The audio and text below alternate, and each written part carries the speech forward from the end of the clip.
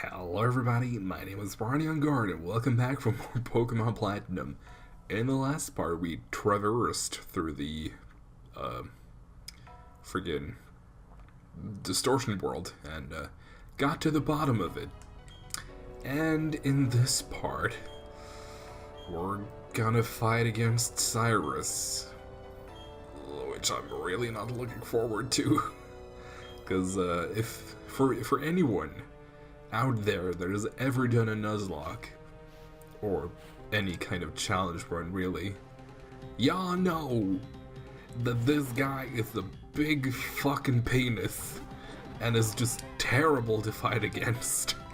Cause holy shit, his team sucks. Well, quite the opposite, his team is incredible, but it sucks to fight against, specifically. Oh, look at that. Ugh. That is just terrible. Ugh. Well, this would probably be like one of the few fights that I actually, because usually I just, you know, talk right over it and don't even pay attention to the fight itself. But not in this case, because holy shit, I need to put my full concentration into this. And I'm honestly surprised that I wasn't able to 1-KO a Houndoom with Surf. Like, Olivia, what the hell? What is wrong with you? Well, hopefully it's gonna use either Earthquake or Giga Impact. Please? Oh, thank you. And also thankfully that he doesn't have really anything that can, well, when his Gyarados is gone, we have a lot more, you know, a much easier time. Also, by the way, I gave Spicy Meme the magnet because I figured that he wasn't gonna get much usage out of the Spooky Plate, because you know, ain't many Pokemon on his team that I want to use Shadow Ball against. Shadow Ball. Actually, one of the Pokemon that we really should be happy about having now that Gyarados is gone is Rock's Raquel, because all of his other Pokemon are weak against Rock. Actually, all of his Pokemon are weak against Rock. I never noticed that.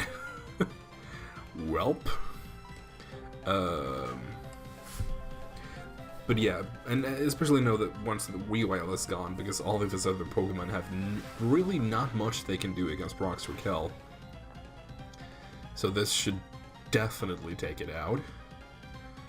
Thank you. If that had somehow not killed it, I would have been livid. Like 4x weakness with a fist plate, and you know, it's a freaking, it's an Infernape. Like, that,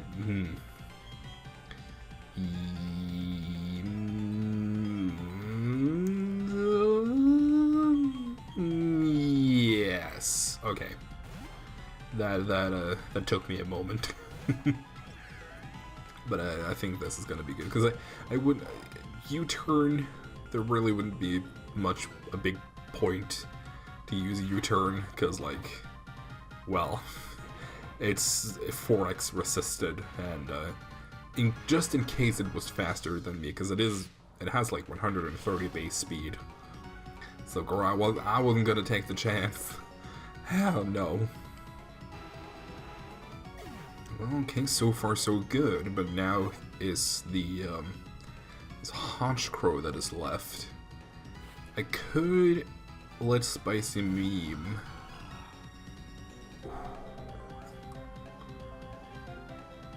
Fuck it, let's do it. Okay, I'm faster. I have the magnet. I have pretty good special attack. Honchkrow has pretty weak defenses. Oh, baby, that is brilliant. Ooh. That could have easily gone bad, but thank fuck it didn't. Oh my god. That is probably one of the cleanest Cyrus fights I've ever had. And I'm not even over leveled. In fact, I think most of my Pokemon are under his level. Yeah, actually, wow. I guess my team was just really good against his. Oh, thank you, Cynthia. Much obliged. But now we gotta take care of the big old spooky snake. Happy October, everybody. Oh Lord. I'm incredibly tempted. We do have the Master Ball. Do we not? We do. And we also have the opportunity to just straight up KO it, which I'm also tempted to do. In fact, let's put Mahalan in front, because I don't think there's much Giratina can do against Mahalan.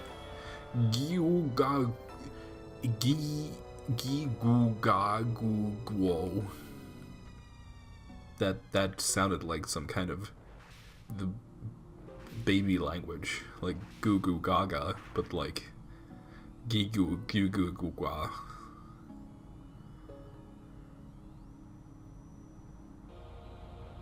Hello. Giratina is quietly eyeing Ronja. Nope. Goodbye. See y'all later.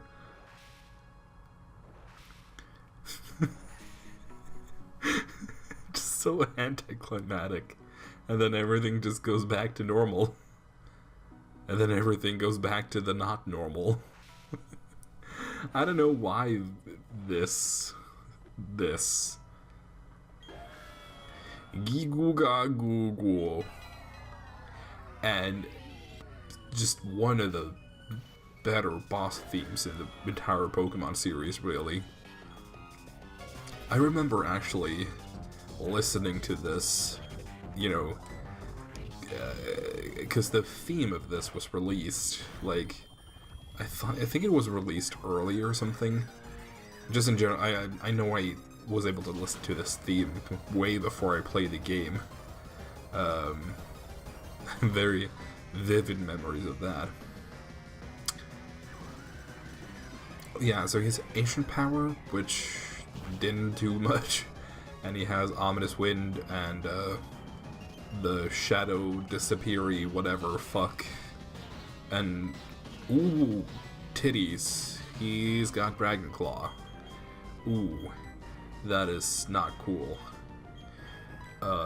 Well, since he so graciously delivered himself on a silver platter by being frozen, let's try. You have got to be kidding me. What? I have sat here, not for hours, I can't put it that intensely, but I have struggled against this thing. Excuse me, but what the fuck?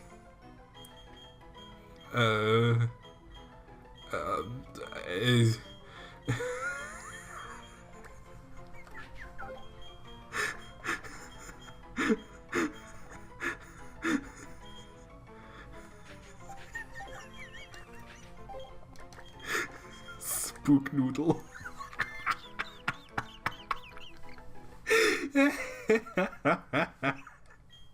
Oh, that is very good. Spook Noodle. I would have loved to call it Spooky Noodle, but Spook Noodle is also pretty good. Oh my god. Why do I do this to myself and others? The emotions roiling inside. Roiling? Don't think I've ever heard that word before. I would have imagined it would be boiling. I've never heard roiling. Royal blue. Yeah. Nobody cares, Cynthia. Whatever. And now we're in the send-off spring. Hooray. Hooray! Well, now we're gonna have to do a thing, because, oh my lord. Every time I play this game, well, every other time, pretty much, I play this game, I completely forget what I'm supposed to do. Because I think, right now, that just, oh, well, okay, now we've beaten the boss and the thing, and, well, we've done the story mode. Now I just gotta get to, Sunny Shore and defeat the last gym leader, because I did play Diamond and Pearl a lot before Platinum came out, which, when you were done with, when we were done with a story mission, you just, went straight to Sunny Shore with nothing else, really. There was nothing else you had to do. But now, for some weird reason, you have to go back to Professor Rowan's lab? Okay? Question mark? Like, why is that necessary? Like, it's not like we told Professor Rowan what the hell we were doing. Like, why do we have to report back to him? I just don't understand. Hello there, Spooky Noodle. Spook Noodle. Oh, that is pretty good. Spook Noodle. Well, let's rummage around in our party for a little bit. Ooh, now Spicy Meme is actually our highest level Pokemon, which is pretty exciting. Oh, so much organizing to do. A hero's job is never done. Jeesh. Taking yourself a little bit too, seriously. Gosh. Well, and the thing is that when you get back here, it's like, he just greets you and it's like, hello, and then you just leave again, pretty well. There is like a small speech, but like, and I don't know why, but it was almost spooked there a little, because they were just standing there like, hello. Yeah. Oh, and, oh, sorry. He tells us that the lake Pokemon are back to their up to their usual shenanigans. Not that I really have any grand plans of capturing those or anything. I mean, I could if I felt like it. But I don't really see a reason to do that. We already have our team. I mean, I don't even want to say it. You know what? Let's challenge fate. Unless something disastrous happens, I'm pretty sure this is gonna be our final team. So, come on, universe. Come at me. Fight me, coward. And watch him, completely rip my team apart. Actually, what I am very surprised at is the fact that our starter has lived for this long. I am not used to that, because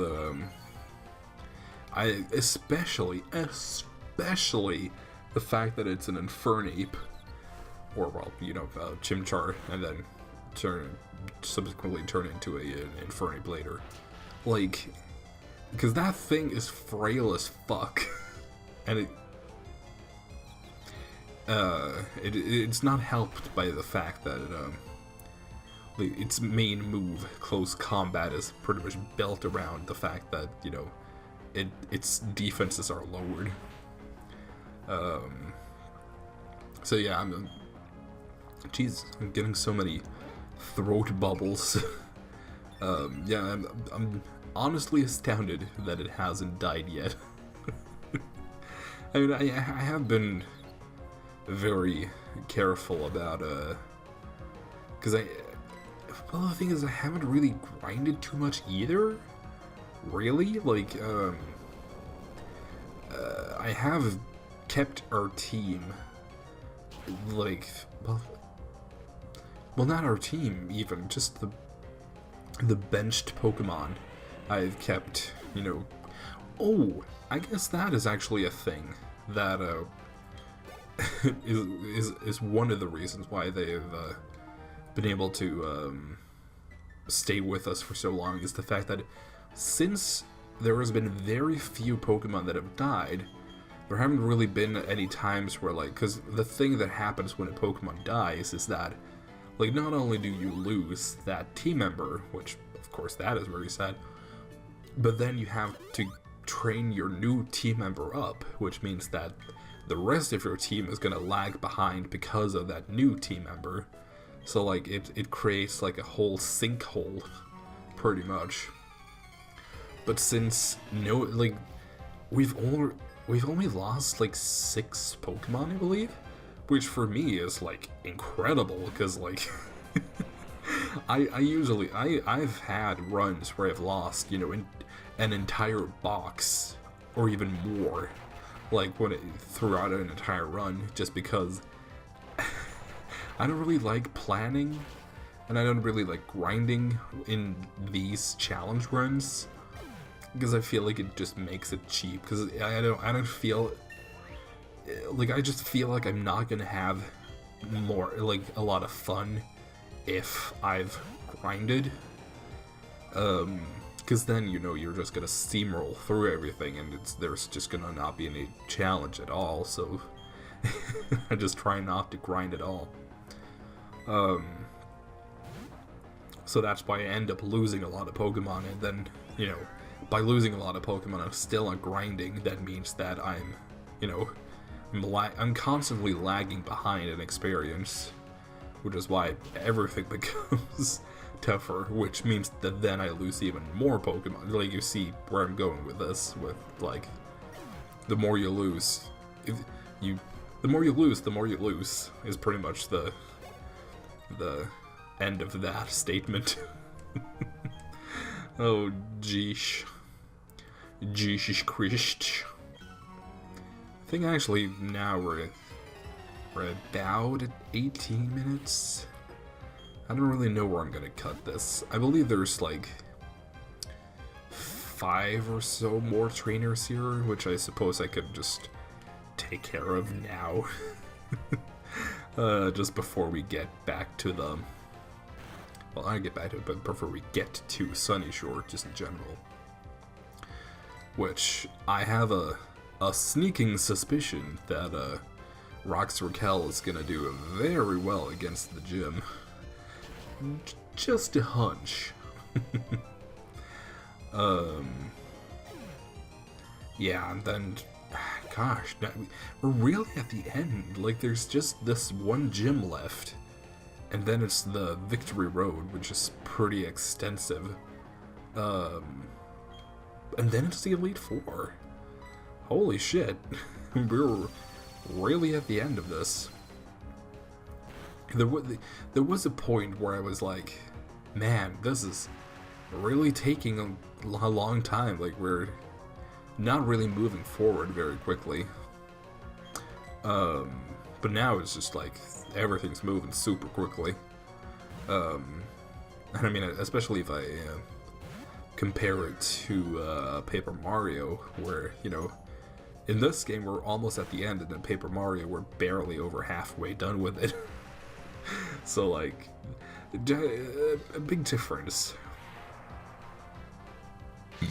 Oh, Lord. I think actually what I might do is just cut the video here and just battle all the trainer. Actually, no. I'm gonna speed up the rest of the trainers to just, you know, take care of them, because I feel like, you know, come on, let's just get to the new city already. So I think I'm gonna do that, speed up, and then take care of the trainers. And I believe, no, that wasn't the last. He has got one more. I believe this guy, because yeah, because he has a Finneon, which, because to get the national dex in this game, it's kind of weird. You have to see every Pokemon in the Sinnoh dex, like not catch them, but just see them, which means that there are some trainers you have to battle, pretty much, unless you want to catch the Pokemon. If you don't want to catch the Pokemon yourself, you have to battle certain trainers, and I think this guy's one of them. Actually, I suppose I can just talk about that until I run out of things to talk about when it comes to that. Actually, I kind of like that. I like that there's like an incentive to battle all the trainers, and an incentive to, well, either battle or at least catch Pokemon. Because I feel like in the newer games, it's like, what's the point, really? Well, actually, that is one thing that Sun and Moon and Ultra Sun, Ultra Moon did very well, I think. Like, I didn't like that there was no national dex. Like, that was a little weird. Like, come on. I don't know how they would have fixed or even done that. I don't know. But, like, the fact that there was no national dex was just like, why? Oh well. But what I did like was that you, I felt like there was actually an incentive to finishing the Alola dex, which was 300 Pokemon? Yeah, I think it was 300, and then in Ultra Sun, Ultra Moon it was 400? I actually don't know. I believe that might be correct, that it was 300 and then raced to 400. That does sound correct. Also, this is also an important trainer because he has Feebas. It might be what I was thinking about earlier with the other guy, because I believe there have been 1 or 2 other trainers that had Finneon. Oh well.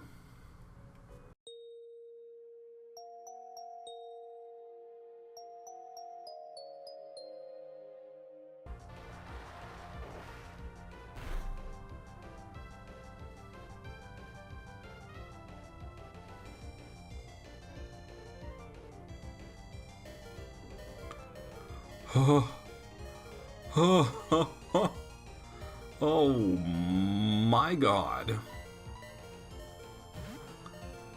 That was very close.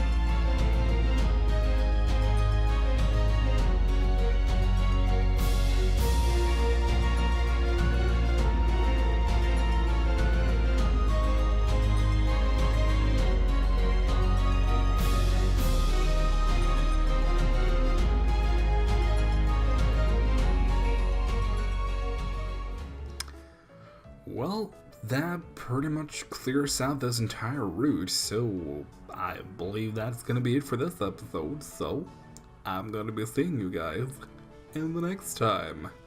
Goodbye.